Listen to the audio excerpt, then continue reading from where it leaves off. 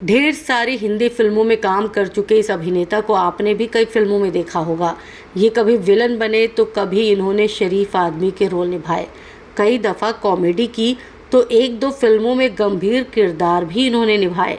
हालांकि ये बात हैरान कर देने वाली है कि ज़्यादातर फिल्मों में विलन के रोल में नज़र आने वाले सुधीर ने करियर की शुरुआत बतौर हीरो की थी। सुधीर का जन्म हुआ था सन 1944 में। इनका पूरा नाम था भगवान दास मूलचंद, लेकिन 60 के दशक में जब ये फिल्मों में आए तो इन्होंने अपना नाम सुधीर रख लिया। पहली दफ़ा ये नज़र आए थे साल 1962 में रिलीज़ हुई फिल्म प्रेम पत्र में। ये फिल्म महान निर्देशक बिमल रॉय ने बनाई थी और इस फिल्म में लीड रोल में शशि कपूर और साधना थे। सुधीर साहब फिल्म में एक कॉलेज स्टूडेंट बने थे। सुधीर साहब के करियर की दूसरी फिल्म थी चेतन आनंद की हकीकत। ये फिल्म साल 1964 में रिलीज़ हुई थी।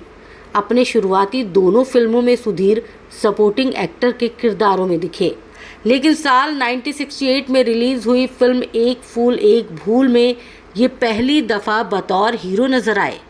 इस फिल्म को उस दौर के जाने माने डायरेक्टर प्रोड्यूसर केदार कपूर ने बनाया था।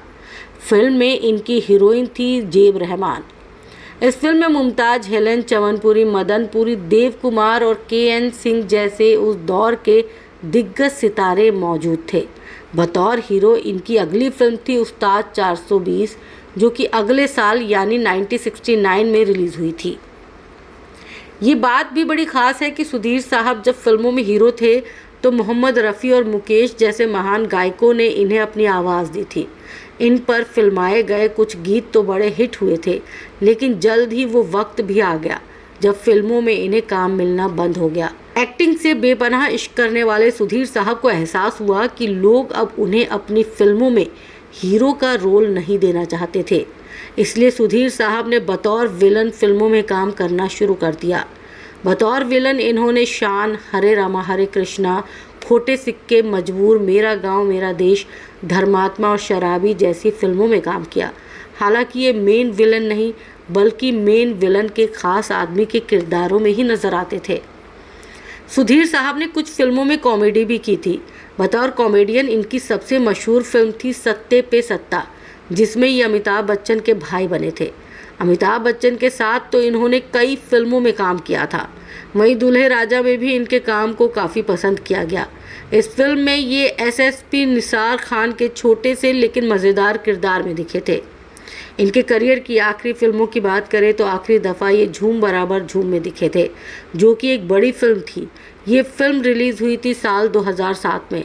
हालांकि इनकी एक फिल्म 2009 में भी रिलीज़ हुई थी जिसका नाम था विक्टोरिया हाउस। सुधीर साहब ने फेमस टीवी शो सीआईडी के भी 2 एपिसोड्स में काम किया था। सुधीर साहब को रेस पर पैसा लगाने का बेहद शौक था और इनकी किस्मत इनका काफ़ी साथ देती थी। इन्होंने फिल्मों और रेस से काफ़ी पैसा कमाया था। मुंबई में इनके पास अच्छी खासी प्रॉपर्टी और बैंक बैलेंस हो गया था। एक बात जो सुधीर को हमेशा परेशान करती थी। सुधीर अपने कई दोस्तों से कहते थे कि उन्हें नहीं मालूम कि इतने सालों तक मेहनत से काम करने के बाद उन्होंने जो दौलत कमाई है उनके बाद उसका क्या होगा। अपने जीवन का ये अकेलापन उन्हें बहुत खलता था और इसी अकेलेपन में उन्होंने हद से ज़्यादा शराब और सिगरेट पीना शुरू कर दिया। सिगरेट तो वो बहुत ही ज़्यादा पिया करते थे, इतनी ज़्यादा कि ज़िंदगी के आखिरी सालों में उनके फेफड़ों ने काम करना बंद कर दिया था। वो बेहद बीमार रहने लगे थे। सुधीर की तबीयत बेहद ख़राब रहने लगी थी और आखिरकार 12 मई 2014 को सुधीर इस दुनिया को छोड़कर हमेशा के लिए चले गए।